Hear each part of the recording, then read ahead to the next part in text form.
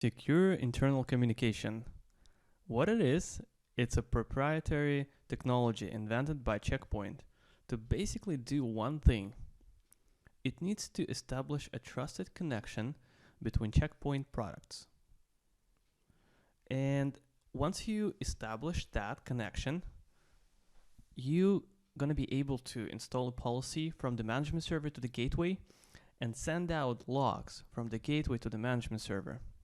If you have more components, let's say you have smart event, smart log, and all other bunch of stuff that Checkpoint has, you need to establish a secure communication between the management server and the following product that you want to install. The reason why you need that trusted connection over SSL link between your Checkpoint components is basically to make sure we're connecting to the proper object. So it's authentic. It's not like man in the middle or any other server we're connecting. From the management server side, when we connect in the proper gateway, we want to make sure the gateway we're trying to install policy to is the proper one, because the policy installation might be urgent, and if you install for a different gateway, maybe hacker connected to a management server, it can be brutal for your company. You want to make sure you're installing the policy for the correct gateway and not any other one. And from the gateway side, when you send out logs for the management server, it is a really sensitive information, and it has to be a trusted one. It has to be a trusted connection. You cannot send out logs for a different management server, because hacker might be using that information to steal stuff. All right, so we have 3 states of SIG.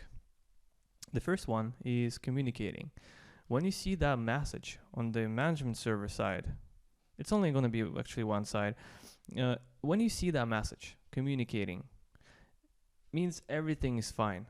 You have a trusted connection between your Checkpoint components, working just fine. If you have the state unknown, you have a problem. No connection between gateway and management. In most scenarios, it can be routing or any other networking issues, maybe the firewall that you have, like other vendor firewall, is standing between your Checkpoint gateway and Checkpoint management, and that firewall is blocking some of the ports, or maybe you have misrouting. You have to figure this out, what you have. And if you have the state of not communicating, what it means, management can reach the gateway, but SIG cannot be established. The reason it might be happening is you manually reset SIG on the management server. Maybe not you, maybe one of your admins, but they didn't do that on the gateway. So it's different certs on 2 different machines. That's why they don't trust each other.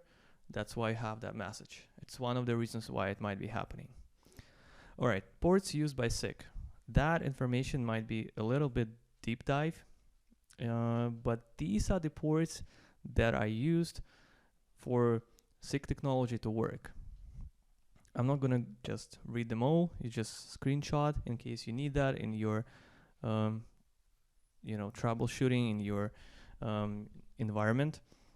But let's say, for example, we have a port 18211. It's this one. This port is used by CPD daemon. This is actually daemon that's run on both management server and the gateway.